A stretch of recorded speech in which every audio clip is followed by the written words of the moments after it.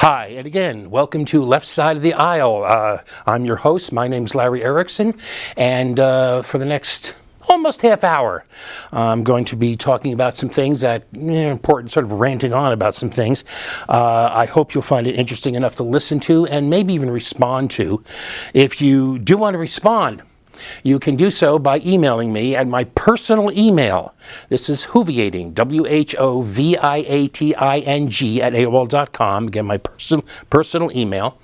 Or if you'd rather, you can go to my website. It's called Lotus Surviving a Dark Time, and the URL will be over here somewhere during the show. And you can get the email address from there if you missed it, or you can leave a comment there if you'd rather. If you do send me email, I just ask two things. As always, one, include something in the subject line to make it clear this is not spam, and two, be a little patient about getting an answer because I'm really slow about answering email. All right, with that, we're going to start with what is going to be actually a rather long and potentially very disjointed rant. I just got some things in my head that just seem to flow together a certain way, and we're going to see how this goes. We're going to start by saying that early on Saturday morning, July 9th in Houston, Texas, a man named Alva Brazil, assuming I'm pronouncing his name correctly, Alva Brazil, he was standing in an intersection, again in Houston, pointing a gun up in the air. And two cops stopped and told him to put the gun down. Now, according to the police, Brazil deliberately and slowly, and that's their words, deliberately and slowly dropped the gun until it was pointing directly at them. Fearing for their lives, they opened fire. They killed him. Now, surveillance video from a local convenience store, local gas station convenience store, actually questions that account, as it appears to show Brazil with his hands in the air, indicating he was shot for no cause. Now, I have to tell you that I have watched that video multiple times. I have tried as best as I could to watch it frame by frame. And it does appear to me that at one point he has lowered at least one of his arms to a horizontal position. And about 2 seconds later, he was on the ground, dead or already dying. Now, maybe the cops did genuinely fear for their lives. Maybe they feared for the lives of the people in the vicinity. Maybe he did actually intend to shoot. But still, something I wonder is that if Brazil was, in fact, slowly and deliberately, as they said, lowering the gun, how could they know so quickly that he did not intend to continue lowering it until it was pointed at the ground? But that sort of ambiguity in that case is not why I raise this. This is. The evening of the same day, also in Houston, Texas, police went to serve a warrant on one Keith Swainson. When they got there, he started throwing things at them, then went into his house and started shooting through a window. He fired a shotgun at the cops 7 times.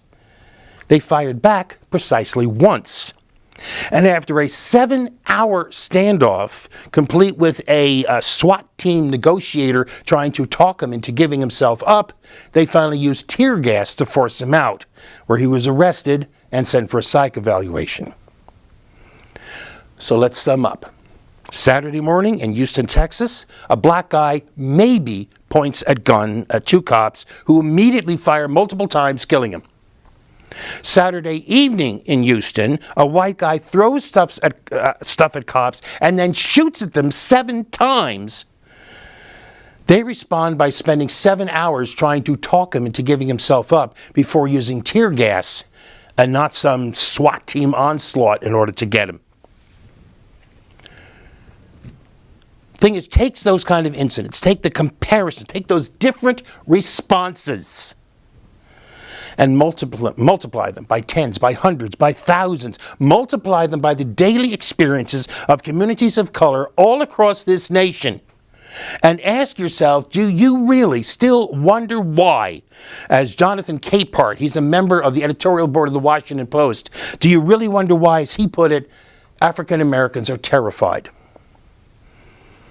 Do you still wonder why, when cops face off with peaceful protesters wearing, as one veteran of the Iraq War put it, more body armor than he ever wore in combat, Do you still wonder why, when militarized cops move through the neighborhoods of people of color in armored vehicles that could have come straight from the front lines of our wars? Do you still wonder why, when cops treat private property in black neighborhoods as if it's not worthy of their respect? Do you still wonder why so many people in black communities around this country feel that they are living in occupied territory? And do you still wonder why so many people find it necessary to say, Black Lives Matter? And this doesn't mean that all cops are racist. This actually doesn't even mean that any cops are racist. It does mean that when we are training police, as we are, to be afraid, to be constantly afraid, when they are training them, as we are, to think of their own safety first, as more than one cop has said, my job is to get home safely, not to protect the public, to get home safely. When that's what we're training cops, and when the cold fact exists, that in this society we see risk, we see danger in black faces in a way and to a degree we do not see that danger in white faces.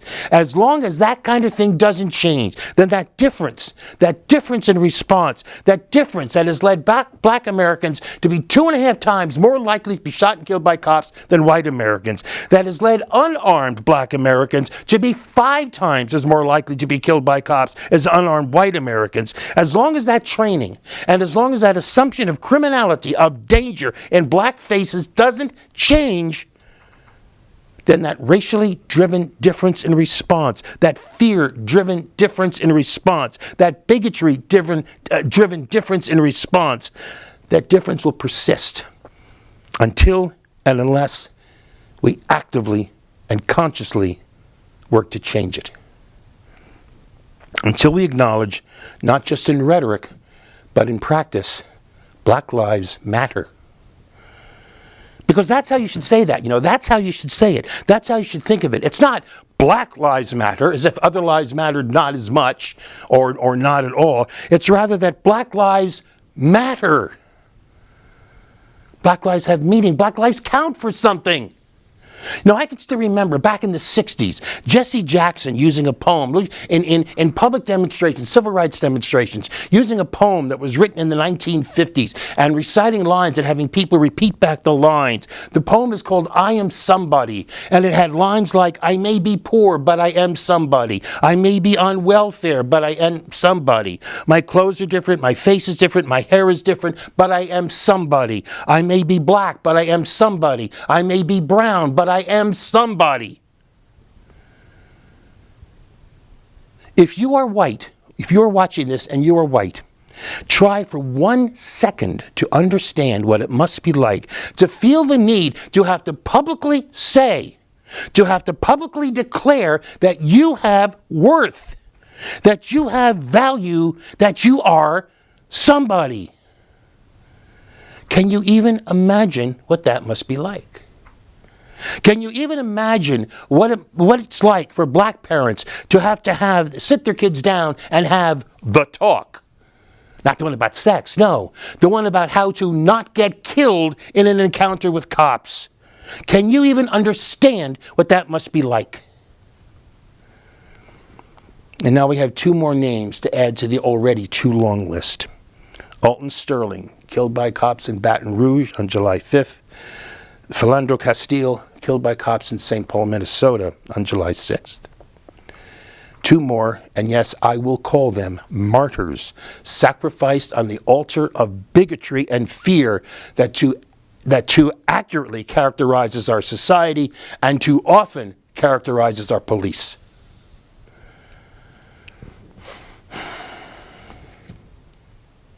And yet there are more. There are 5 more. Brent Thompson, Patrick Zimarapa, Michael Kroll, Michael Smith, and Lauren Aherns. These are the 5 Dallas cops who were shot down by a sniper at the end of a peaceful march calling for justice. 5 cops who, whatever their sins as cops may or may not have been, no more deserve to die than did Alton Sterling or Philandro Castile or Freddie Gray or Tamir Rice or any of the other too many names. 5 more who died, yes, as the result of the fear and the bigotry, the very fear and bigotry that has targeted so many people of color and has, tragically but predictably, generated its own, in a few, its own counter-fear, its own counter-bigotry. Sometimes at a moment like this, the only thought I can think is, there is too much death. And, all right, look, I know about the circle of life. I know that death is a natural part of life. I know about how if nothing died, nothing could be born. I know all that. Don't go all Lion King on me. I'm not thinking about death as part of the natural process of life, as part of get born, live, grow, and eventually die. I'm not talking about death by natural causes at the end of a long and productive or even non-productive life. I'm not even talking about death too soon by disease or by accident. I'm talking about what I call imposed death. Death not from natural causes or ordinary life events, but about death by diseases for which there are cures, but that are unavailable to the sick, and diseases for which the research is not done because of politics or, more commonly, profit. I'm talking about death by hunger, when, yes, there is enough to share. There is enough to go around. Just this week, the UN Office for the Coordination of Humanitarian Affairs reported emergency levels of severe acute malnutrition and famine-like conditions in northeast Nigeria. Worldwide, about 11% of the world's population, that's 800 million people, are hungry. They're undernourished or malnourished or both. Almost 1 in every 15 children born in developing countries will die before the age of 5, most of them from hunger-related causes. But most of all, what I'm talking about here is death by hatred, by violence, by war. Much of it going on beyond our exalted notice because we're too busy paying attention to who got knocked off Dancing with the Stars, or if you want to raise it a notch, who got killed in Game of Thrones. Now understand very clearly, there's nothing wrong with watching Dancing with the Stars or Game of Thrones. There's nothing wrong with the occasional, as I call it, mind rot or guilty pleasures. My mind rot is Doctor Who, and my guilty pleasures are Antiques Roadshow and Tiny House Nation. But when we devote our time to such things, to the exclusion of an awareness of the broader world, we fail our obligations as part of the human community. Now, we hear about some of this other stuff. Oh, we hear about it. We hear about the parts that we think might affect us. So we heard about the June 28th attack at the airport at Istanbul, Turkey, which killed 42 people and injured 250 others. We heard about it because it's believed it was carried out by Daesh, that is ISIS. And we heard about the bombing in the Saudi Arabian city of Medina, the second holiest site in Islam, second only to Mecca, and what was called an attack on the soul of the Muslim world. We heard about it because, again, responsibility is thought to lie with Daesh. But we haven't heard about the violence in Kashmir, the region between India and Pakistan, claimed by both nations and now occupied by India, that has been the cause of 2 wars between those nations. We haven't heard about the 36 dead and the 1,500 injured from days of clashes between stone-throwing protesters and police and soldiers from the Indian Army. We haven't heard about it because we think it doesn't affect us. But the blood is no less real, the pain no less agonizing, the death no less permanent, the hole left in people's lives no smaller for our ignorance. And by the way, I mentioned hunger in Nigeria. I mentioned that. When was the last time you heard anything about Boko Haram? Do you think the terrorizing, the killing, the kidnapping, had it all stopped when you stopped hearing about and so stop thinking about the horrific but titillating tales of captured girls and rumors of sexual slavery? Hasn't stopped. In fact, it's estimated that over 10,000 people have died in that conflict this year. That is within the last 12 months. South Sudan, still the world's youngest nation, at 5, continues to run on the knife's edge between chaos and uncertain truce, with renewed fighting breaking out in the capital city, Juba, this past week between supporters of President Salva Kiir and Vice President Riek Machar. Nearly 300 died and 30,000 fled before yet another shaky truce was established in a nation where nearly 4 million people do not have enough to eat. There are now, according to one maintained list, 42 ongoing armed conflicts around the world, 14 of which have caused at least 1,000 deaths within the past 12 months. 4 of them have caused over 10,000 deaths within the last 12 months. There is too much death. And I need a break.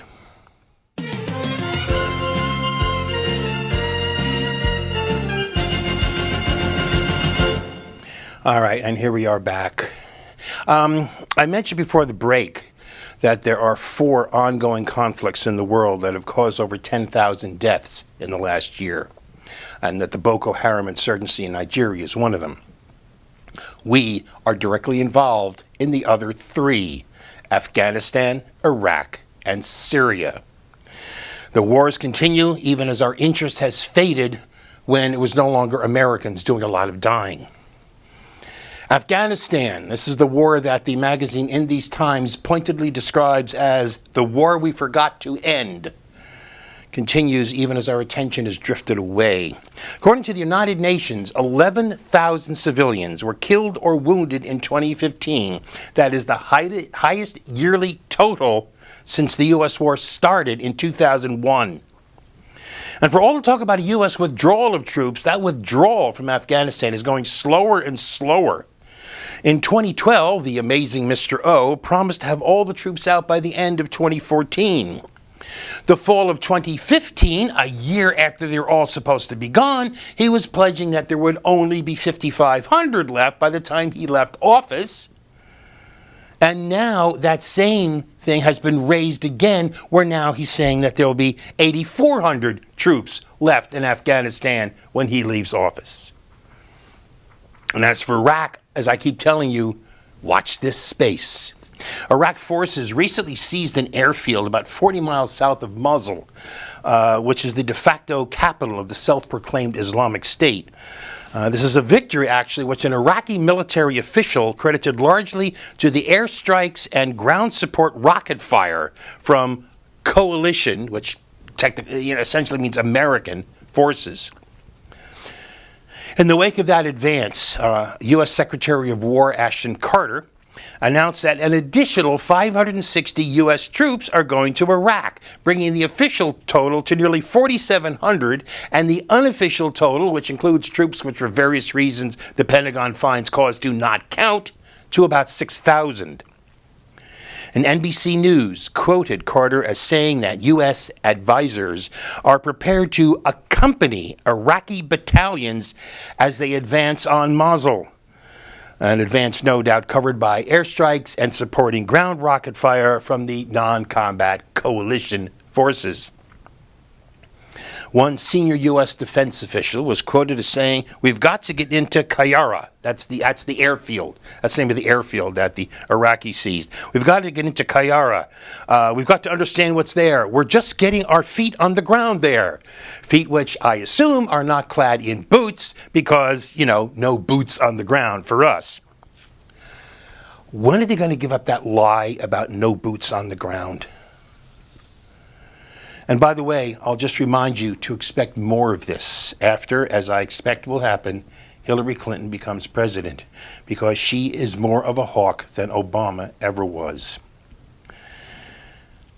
And frankly, I expect it not only to happen, I expect it to happen to the virtual silence of the so-called peace movement, which for the past several years has functioned increasingly as nothing more than an arm of the Democratic Party.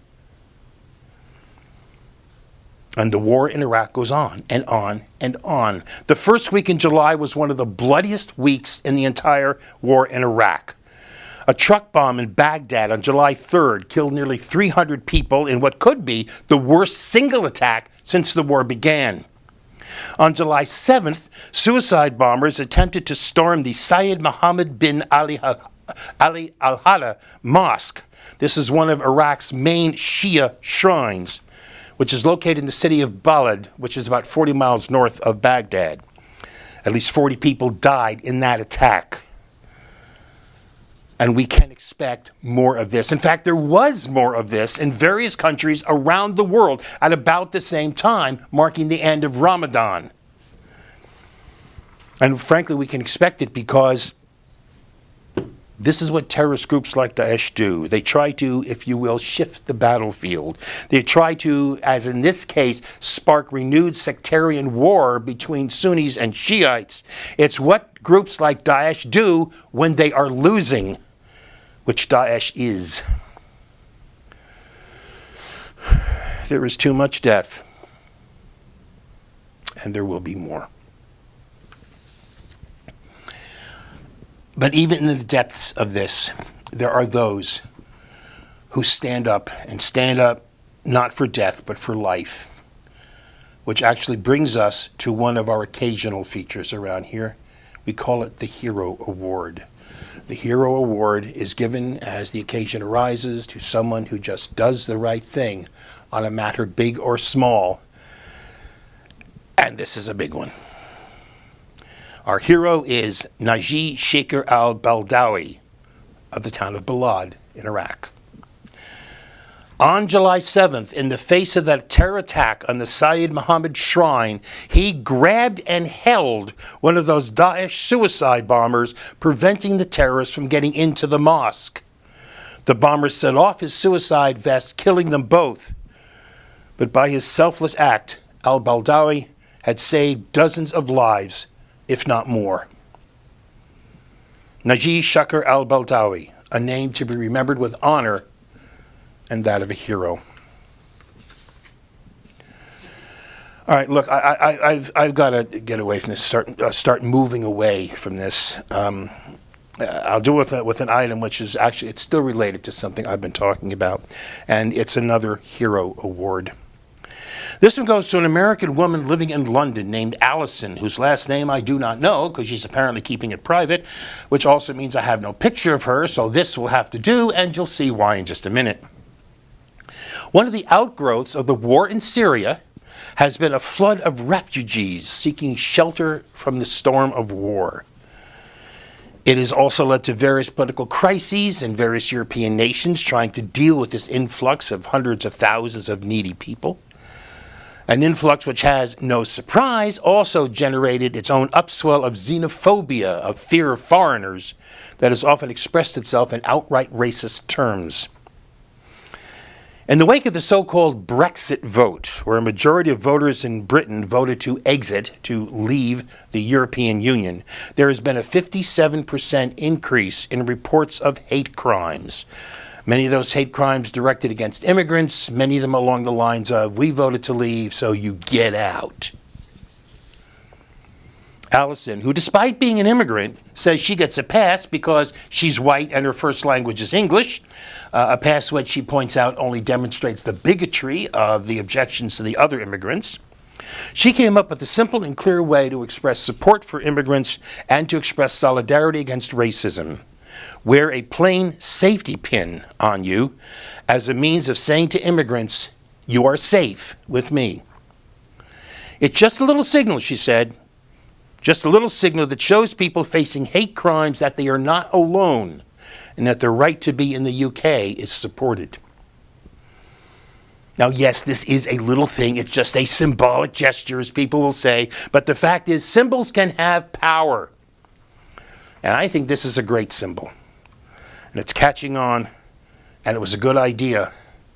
And it was the right thing to do. So Allison didn't stop a suicide bomber from blowing up a mosque, but that doesn't mean she's not a hero. All right, I'm going to move completely away from that for a moment for the one of our other occasional features. We call this the little thing. And this is where some little thing in a news item or something just is the part that gets me. On July 11th, Starbucks announced that it was going to increase pay for its U.S. employees by anywhere from 5 to 15% in October, depending upon how long they've been with the company. Then on July 12th, Jamie Dimon, CEO of J.P. Morgan Chase, had a big op-ed in the New York Times announcing an increase in pay for 18,000 of their 240,000 employees over the next 3 years to the princely sum of somewhere between $12 and $16.50 an hour. And he said he was doing this to reduce income inequality. Now, there was some needling of Dimon as an odd poster boy for income inequality, considering that, one, he made $27 million last year, and Chase itself netted nearly $24 billion last year.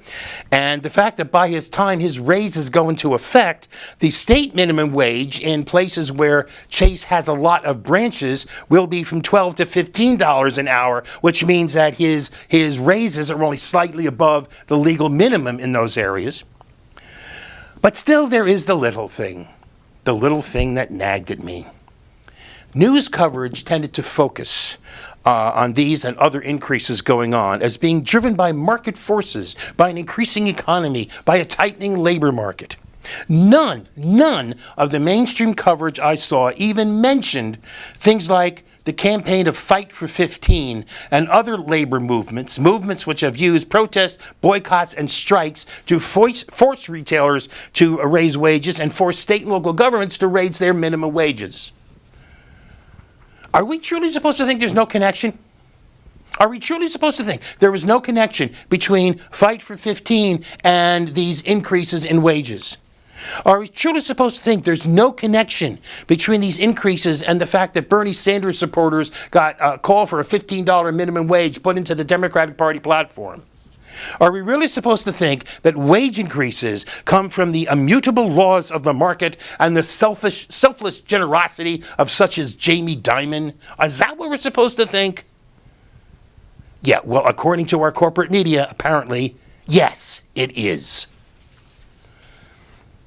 All right, finally, very quickly, I'm going to do this.